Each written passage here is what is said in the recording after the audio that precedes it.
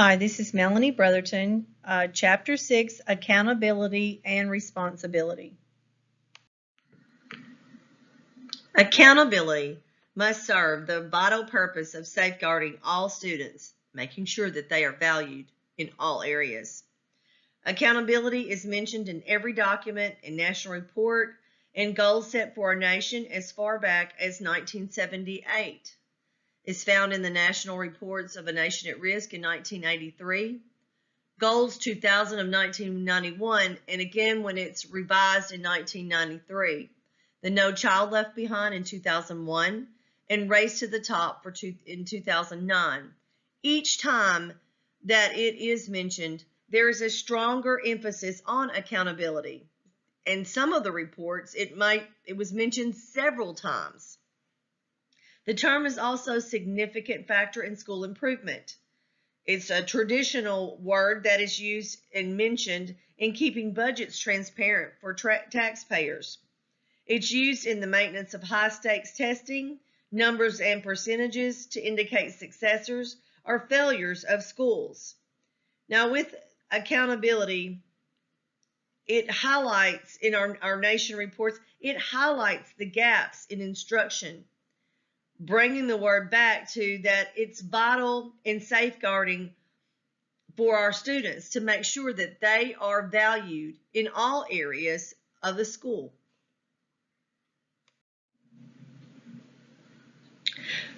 While accountability is the traditional term that is used for attaining academic standards in schools, the other term that is not used enough in regard to education is responsibility. And that's according to Gross and Shapiro. Using the term, it can make perceive that it's more inclusive, placing an onus for success or failure of students' achievement on the society as a whole and not just on schools. For example, the success of a student learning their letters. Let's say that would also be the responsibility of the parent or guardian to reinforce that at home. It shouldn't just fall on the school, because the success of a child depends on what they are perceived, the education is perceived at home. If it's not valued, then they're not going to want to learn. If it's not reinforced, then it's not going to go into the long-term memory. They have to have some type of responsibility and be a shared concern with the school in order for their students to be successful. In case study 6.1, Rhetoric versus Reality, School Accountability and the NCLB Act, Courtney Swartz, the Director of Elementary Education, and Juan Ortiz, the Principal of Happy Valley Elementary, anticipated a large number of students to transfer after third grade. The students would be transferring from an urban school district. Their remedial services are no longer offered past second grade. The reasoning behind this, in most districts, they earmark monies to go towards, specific things. And if they've had successes, they will continue to do that until something happens to make them have to take those funds and put them someplace else. In this situation, K2 in elementary schools, they are learning to read. Third and up should be reading to learn.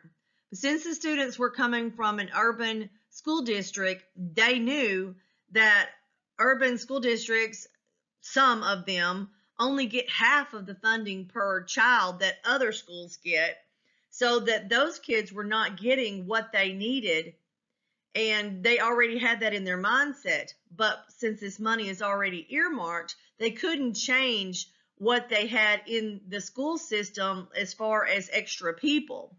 They had a prior success of being ranked 5 out of the top 6. With this preparation of the new student population, they had staff development. They tried to prepare their staff for what was going to happen, and with differentiated instruction and flexible grouping. Now, the flexible grouping They could do heterogeneous groups. They could do by learning styles. I've used the flexible grouping with introverts and extroverts, and it helps to bring out the best in both of them because they kind of complement each other. So actually, I believe that the school district did what they could to prepare their staff. You know, the teacher observation showed that in the class showed that the students were making good progress.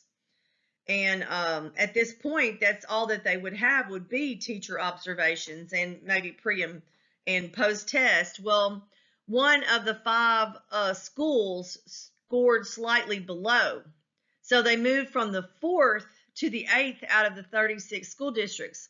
However, they still stayed in the top 20% of the country.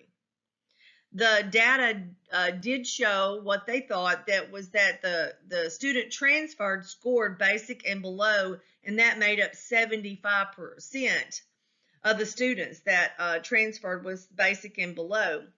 The plans for the following year would be to earmark the money for remedial teachers to help with this decline in the scores. But then they have the public consequences, came out in the newspaper.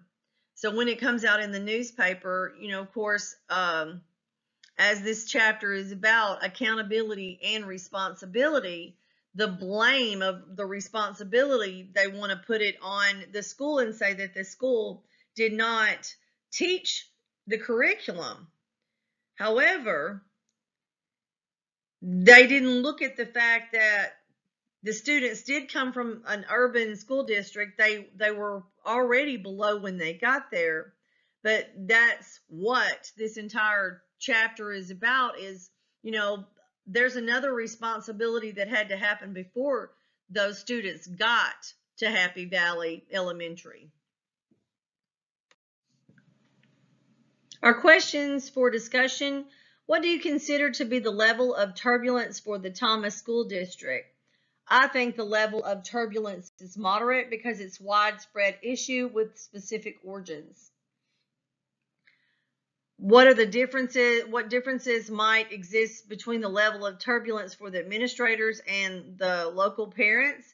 I think that the level of turbulence for the parents would be extreme because they think that their child's needs are not being met. In my opinion, the newspaper did purposely raise the level of turbulence in order to increase the sales. I don't know if they knew that the parents would react in this way, but newspapers are in the business to make sales. So when the news changed, they've always been the top 5 out of 6 schools. So when that news changed, that's news, that you want to report. However, I do think that in any news situation that both sides, they should have reached out to the school to see what happened before and, what they did to try to meet the needs of the students. What actions can Dr. Schwartz and Mr. Ortiz take to lower the turbulence level? And in the short term, I think that it would be to be transparent. Show what they did with their school. They provided the professional development, which that's not news. They didn't turn that into the newspaper, but that is something that they did within their school, and that they tried to do differentiated instruction in flexible groups. For the long term, for both the local and national level, of course, they would need to earmark monies for the next year to be able to get remedial teachers in to help raise the 75% of the students that scored both basic and below basic on the test. How do policies based on statistics shape practice? Well, our policies are based on what's happening now, and that's what we do our policies around, is what our wants and needs are now. Do I think that the law will benefit those that is created for? at times, but that's why we reshape and redo our policies. Our laws are supposed to be created to protect our children. And sometimes there are gray areas that need to be addressed. Do you think that Dr. Schwartz and Mr. Ortiz care about the students in the Thompson School District? Absolutely.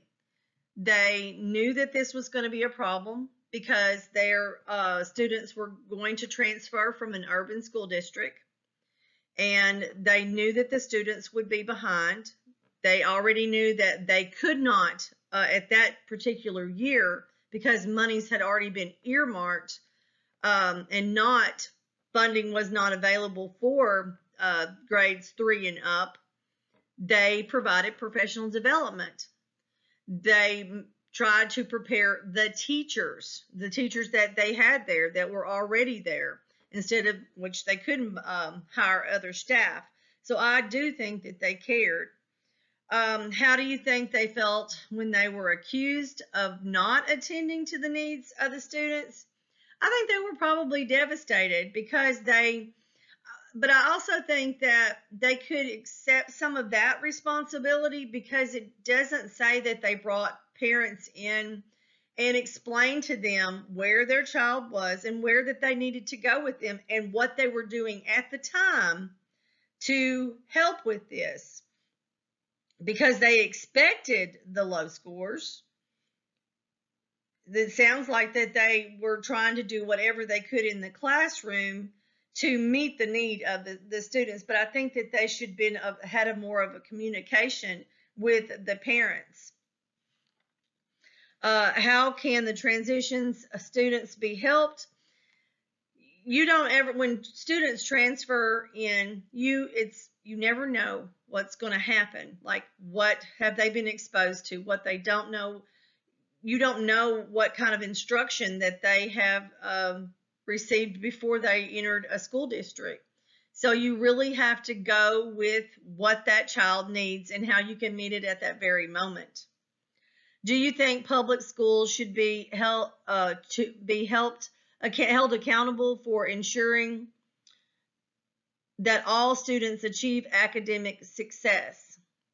I think to a point that they should be held accountable, but there is also that responsibility of parents and guardians to make sure that their students' needs are being met. It cannot be just on the school, because like with transfers, you can have a student transfer in at 3rd grade and not know how to, identify their letters. What is the best way to hold public schools accountable? I think that the best way to hold public schools accountable is by growth, individual growth of students, because you cannot blanket and, one size fits all. It doesn't fit all, because all students are different. But if you look at the growth of a child, you can measure that. That's measurable. And I think that that's the best way to hold schools accountable, is by individual growth. Did that student show growth in areas of need? Given the climate described, what might happen to the turbulence level of one small piece of bad news about the school if it came to light at this time? I believe that it might cause other parents to cause concern. Even the parents could get, they could have confusion between the two, because the parents that are already there, their students had already there on the transfer students. It could be that transfer of that influx of students is taken away from their education. They could say that, because people take different points when things come out. They want to take their own point of view, whatever is going to fit their own personal need. So that could cause more parents to become outraged or get involved, but in different ways. It could be that, they think that what their school is doing by the flexible grouping, or adding more remediations, they're earmarking the monies for more remediations, would take away from their children. So that could go both ways. But I do think that the news, more bad news would cause a cascade to of the turbulence level to go up.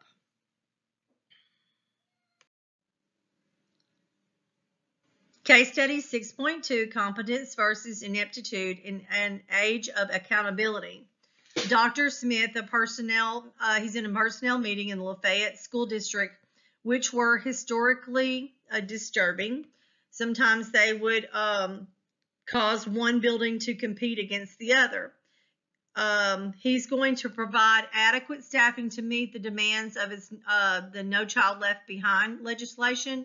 He's requesting a math specialist to target mathematics instruction.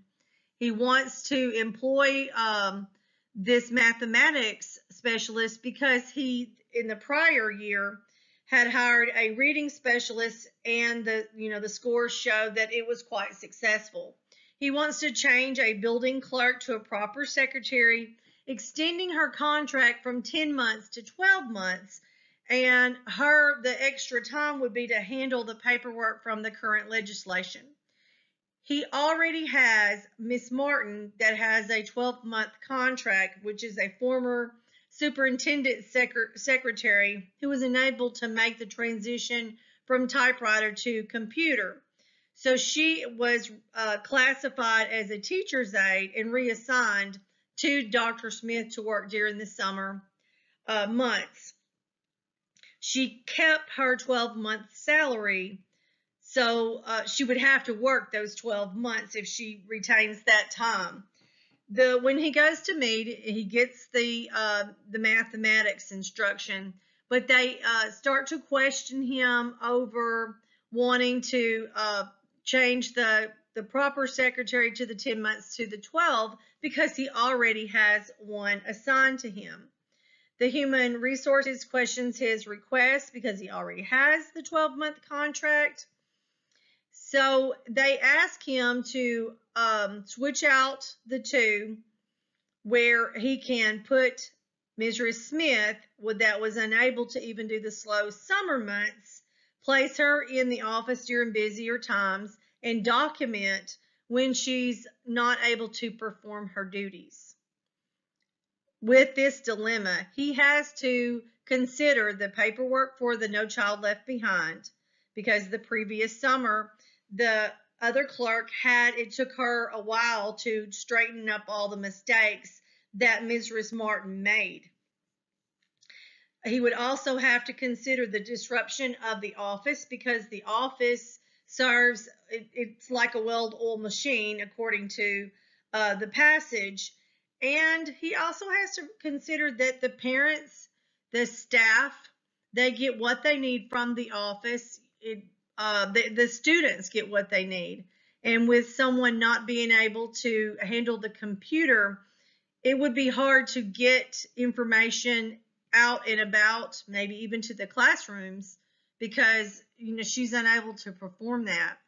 As he's thinking about this, Mrs. Martin comes in, and she quickly adds to the problem when she tells him that her son-in-law he just lost his job, and her family, her daughter and children, will be having to move in with them, letting him know that she's going to have to be financially helping her family. But in his mind, he knows that he has to document, because that's what he's been told to do by the superintendent. He's going to have to document so that they can get ready to dismiss her. Okay, what is the level of turbulence in this case for Dr. Smith? I believe it is severe. Mrs. Wilson, the level would have to be light, and Mrs. Martin at this time would probably have to be severe. What would create more turbulence in this case? How could Dr. Smith create more turbulence? Would probably be to put her in the office, because it would cause cascading results. She was unable to work in the office during the summer, during the low traffic areas, and they actually asked him to place her in there at high areas so that she would be unable to do the job, which would cause the people in the office to have to correct what she's done wrong. things that teachers need would not get to them because she's not able to do it quickly. And then it would cascade to the parents and the students. A creative solution, I would think, would be to at least offer some kind of professional development. Maybe buddy her with another co-worker so that she, watches them. How would lowering the level of turbulence assist in the situation? Well, that would avoid the cascade effect on the teachers, the parents, and the students. What ethical lens should Dr. Smith use to solve this dilemma? I would think the ethic of profession, because he has to look at what's in the best interest of the students, and he's got to get out the forms, make sure that everything gets done for the No Child Left Behind legislation. And why would the lens provide the most assistance in the decision making? Because he really has to focus on what is best for students. That, to me, should be the top priority. There's more lens that could assist him, and I think it would be the lens of ethic of care for moral decision making. When he's doing this, I mean, he has to consider, what's going to happen to her. I mean, you have to have some kind of compassion for the people that, work there. If not, everybody's disposable, and their time invested in places it's not valued. I really do think that she could have been given some kind of let her know up front, even though she was reassigned, but she still had to work in the office. I think that she should have been given some kind of professional development to help better herself, and even team her up with someone, and let her know up front what's going on. You have to be able to perform this job because this is where you've been assigned in the summer. Instead of, well, I'm just not going to do this again because she messed up too much stuff, but it never said that she got trained. The Code of Ethic of Critique assists Dr. Smith.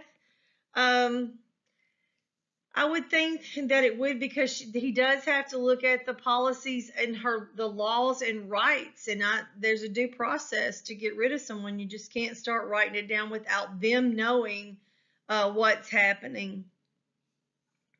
Where does the ethic of profession fit in this dilemma? I would think it has to fit in everywhere, because the profession has to do with what's the best of the student and what are the personnel and professional codes of the educational leader. They have to consider that. And this could, affect a lot of things. And it also could bring down the morale there, because even though she can't do the job, people don't like to see that happens to someone, that you are disposed. And it sends a message, and it's sometimes a negative message if you don't reach out to someone and try to help them. I mean, we're there we're educators, and she's not, we're not above not helping Mrs. Martin. We should help to try to help her to do the job. I think the building clerk that that was going to get the 12-month contract, she would have to understand that Mrs. Martin already has that contract. And as far as the school, you just can't keep trying to hire and hire and hire to compensate what someone can't do. But first, you have to make sure that you help who you already have assigned there. This particular case study to me was very difficult, because you can kind of feel that in a lot of ways it's wrong. If she couldn't do the job, they just reassigned her, but still kept her in the office. I really think that, there would have to be some kind of due process, and the fact that the superintendent and human resources just made a plan to get rid of her, it's very, to me, it's very scary, because, we all get to a point that, we have to learn new ways, and I would hope that we're not, disposable just because we didn't learn right away or it was difficult for us. And I guess that's the way I felt about this case study. I felt sadness on both sides because he clearly did not want to do what they asked him to do, because he said like it felt like he was not, at the same place anymore.